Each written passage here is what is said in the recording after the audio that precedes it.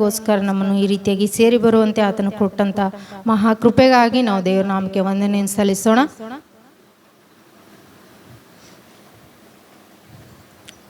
ಆರಾಧನೆಗೋಸ್ಕರ ಕೂಡಿಬಂತ ಪ್ರೀತಿಯ ಸಹೋದರ ಸಹೋದರಿಯರೇ, ನಾವು ಆರಾಧನೆಯಲ್ಲಿ ಹೋಗಿಂತ ಮುಂಚಿತವಾಗಿ ಒಂದು ವಾಕ್ಯ ಭಾಗವನ್ನು ನೋಡಿಕೊಂಡು ನಾವು ಆರಾಧನೆಗೋಸ್ಕರ ಹೋಗೋಣ. ಯಾಕಪ್ಪ ಅಂದರೆ ಆರಾಧನೆ ಅಂತಕ್ಕಂಥದ್ದು ಬಹಳ ಪ್ರಾಮುಖ್ಯವಾದಂಥದ್ದಾಗಿದೆ. ಹಲ್ಲೆಲೂಯಾ. ಲೋಕದಲ್ಲಿ ನಾವು ನೋಡ್ತೇವೆ, ಪ್ರತಿಯೊಬ್ಬರು ದೇವರಿಗೆ ಆರಾಧನೆ ಅಂತಕ್ಕಂಥದ್ದನ್ನು ಮಾಡ್ತಾ ಇದ್ದಾರೆ. ದೇವರ ಮಕ್ಕಳು ಮಾಡ್ತಾ ಇದ್ದಾರೆ.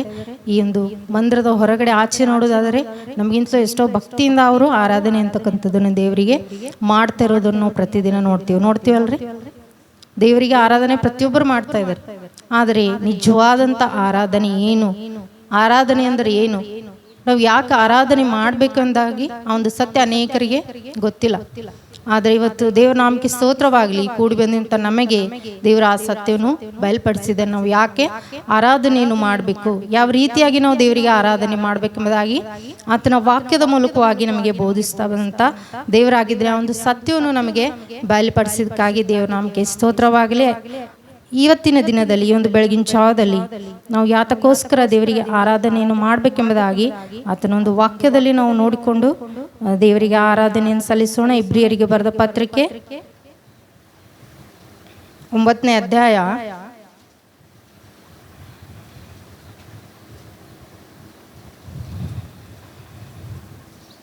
9ನೇ ಅಧ್ಯಾಯ Hebrews chapter 10. ಇಬ್ರಿಯರಿಗೆ ಬರೆದ ಪತ್ರಿಕೆ Hebrews chapter 9. ಇಬ್ರಿಯರಿಗೆ ಬರೆದ ಪತ್ರಿಕೆ 9ನೇ ಅಧ್ಯಾಯ 11ನೇ ವಾಕ್ಯದಿಂದ 14ನೇ ವಾಕ್ಯದವರೆಗೂ ನಾವು ಓದಿಕೊಳ್ಳೋಣ ಎಲ್ಲರೂ ಸೇರಿ.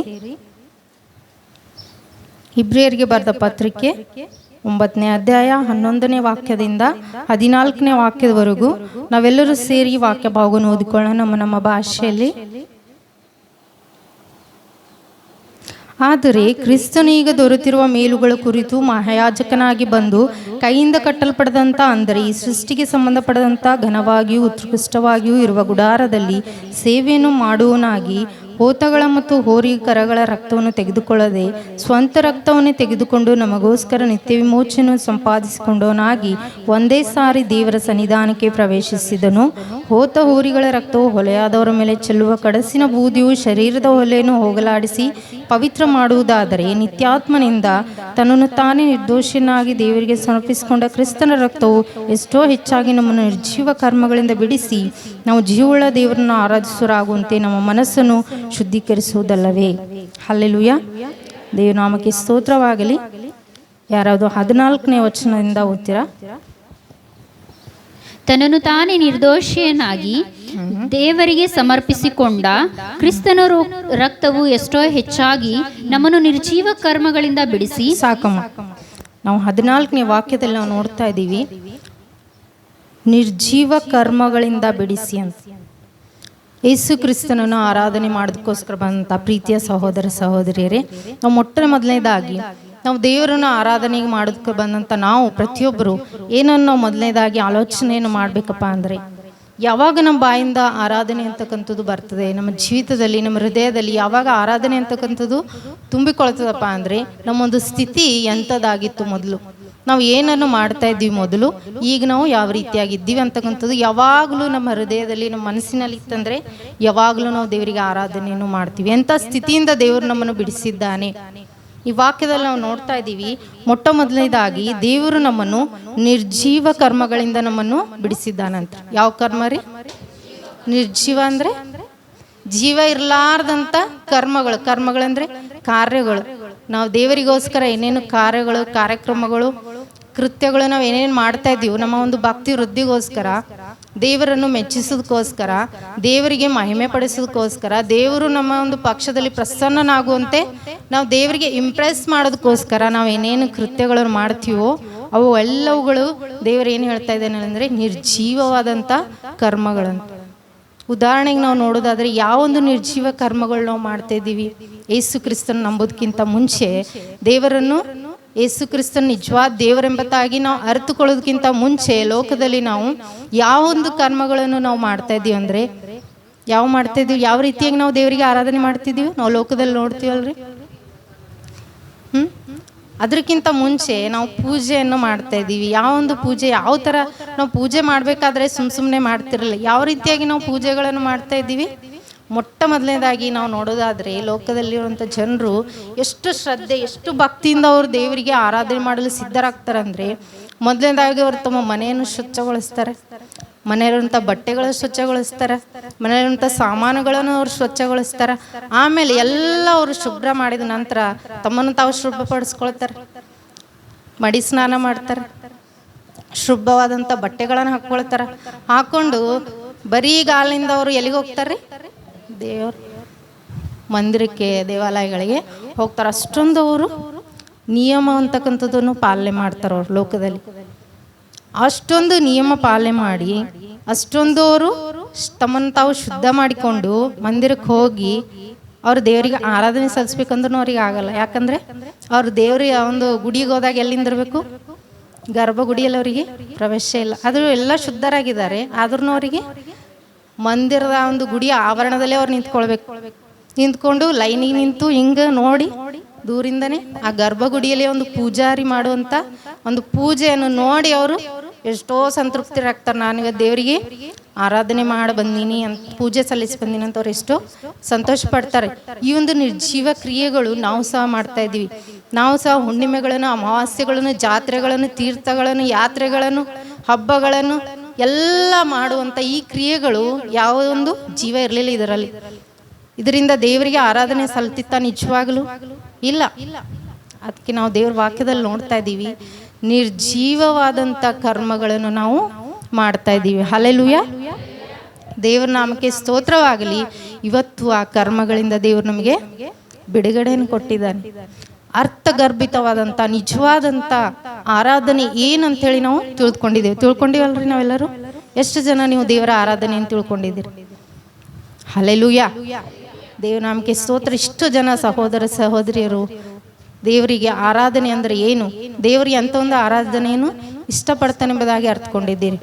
ಅಂಥ ಒಂದು ನಿರ್ಜೀವ ಕರ್ಮಗಳಿಂದ ದೇವರು ನಮ್ಮನ್ನು ಬಿಡಿಸಿದ ನಾವು ಲೋಕದಲ್ಲಿ ನೋಡ್ತೀವಿ. ಅವರು ಎಷ್ಟೊಂದು ಭಕ್ತಿಯನ್ನು, ಶ್ರದ್ಧೆಯನ್ನು, ತಮ್ಮ ಮಡಿವಂತಿಕೆಯನ್ನು ಕಾಪಾಡಿಕೊಂಡು ದೇವರಿಗೆ ಆರಾಧನೆಯನ್ನು ಸಲ್ಲಿಸ್ತಾರೆ. ಆದರೆ ಅವರಿಗೆ ನಿಜವಾದಂಥ ಸತ್ಯ ಏನಿದೆ, ಯಾವುದನ್ನು ದೇವರು ಇಷ್ಟಪಡ್ತಾನೆ, ಯಾವೊಂದು ಆರಾಧನೆ ದೇವ್ರು ಇಷ್ಟಪಡ್ತಾನಂತ ಅವರಿಗೆ ನಿಜವಾದಂಥ ಸತ್ಯ ಗೊತ್ತಿಲ್ಲ. ಅದೇ ದೇವ್ರ ವಾಕ್ಯ ಇಬ್ರಿಯ ಪತ್ರಿಕೆಯಲ್ಲಿ ನಾವು ನೋಡ್ತೀವಿ, 10ನೇ ಅಧ್ಯಾಯ, ಇಬ್ರಿಯ ಬರೆದ ಪತ್ರಿಕೆ 10ನೇ ಅಧ್ಯಾಯ 5ನೇ ವಾಕ್ಯ ಓದಮ್ಮ.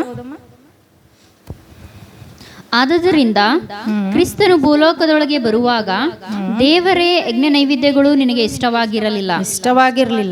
ನನಗೆ ದೇಹವನ್ನು ಸಿದ್ಧ ಮಾಡಿಕೊಟ್ಟಿ ಸರ್ವಾಂಗ ಹೋಮಗಳಲ್ಲಿಯೂ ದೋಷ ಪರಿಹಾರಕ ಯಜ್ಞಗಳಲ್ಲಿಯೂ ನೀನು ಸಂತೋಷ ಪಡಲಿಲ್ಲ.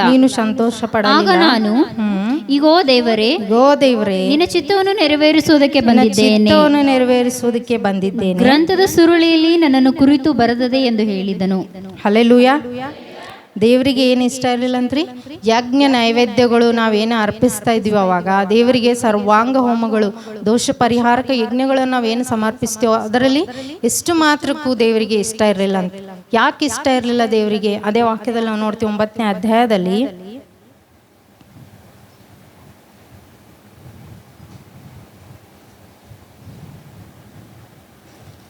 ಒಂಬತ್ತನೇ ಅಧ್ಯಾಯ 9ನೇ ವಾಕ್ಯದಿಂದ ಓದಮ್ಮ. ಇಬ್ರಿಯ ಪತ್ರಿಕೆ 9ನೇ ಅಧ್ಯಾಯ 9ನೇ ವಾಕ್ಯದಿಂದ.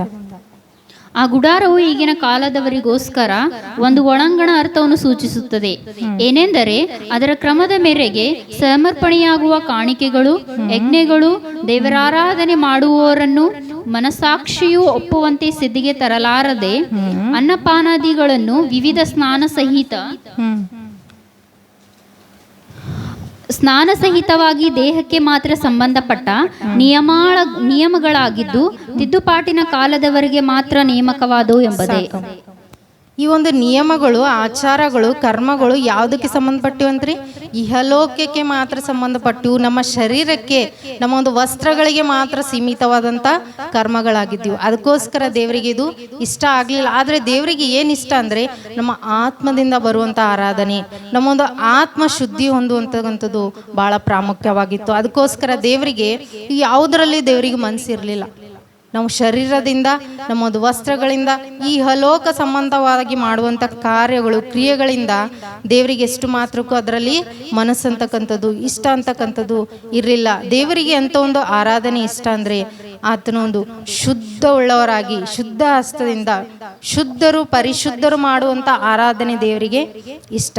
ಆದರೆ ಪಾಪಿಗಳಾದಂಥ ನಾವು ಯಾವ ರೀತಿ ಶುದ್ಧರಾಗಲು ಸಾಧ್ಯವಿಲ್ಲ. ನಾವು ಜನ್ಮದಿಂದಲೇ ನಾವು ಪಾಪಿಗಳಂತೇಳಿ ನಾವು ದೇವರ ವಾಕ್ಯದಲ್ಲಿ ನೋಡ್ತೀವಿ. ಮಾತ್ರ ಗರ್ಭ ಧರಿಸಿದಾಗಿನಿಂದ ನಾವು ಪಾಪಿಗಳಾದಂಥ ಆರಾಧನೆ ದೇವರು ಸ್ವೀಕರಿಸಲು ಸಾಧ್ಯ ಇಲ್ಲ. ಅದಕ್ಕೋಸ್ಕರ ದೇವರೇ ಸ್ವತಃ ಒಂದು ಪ್ರಣಾಳಿಕೆಯನ್ನು ಸಿದ್ಧಪಡಿಸಿ ನಮಗೋಸ್ಕರ ನಿತ್ಯವಾದಂಥ ದೋಷ ಪರಿಹಾರಕನಾಗಿ ಈ ಲೋಕಕ್ಕೆ ಆತನು ಬಂದನಂತೆ ನಾವು ದೇವರ ವಾಕ್ಯದಲ್ಲಿ ನೋಡ್ತೀವಿ. ಇಬ್ರಿಯ ಪತ್ರಿಕೆ 10ನೇ ಅಧ್ಯಾಯ ಒಂದು ವಾಕ್ಯದಲ್ಲಿ 5ನೇ ವಾಕ್ಯ ಓದು ಪ್ರಕಾರ, ಆತನಿಗೋಸ್ಕರ, ಆತನ ಒಂದು ಪ್ರಿಯ ಕುಮಾರನಿಗೋಸ್ಕರ ಆತನು ದೇಹವನ್ನು ಸಿದ್ಧಪಡಿಸ್ತಾ ಬಂದನಂತ. ಹಲ್ಲೆಲೂಯಾ.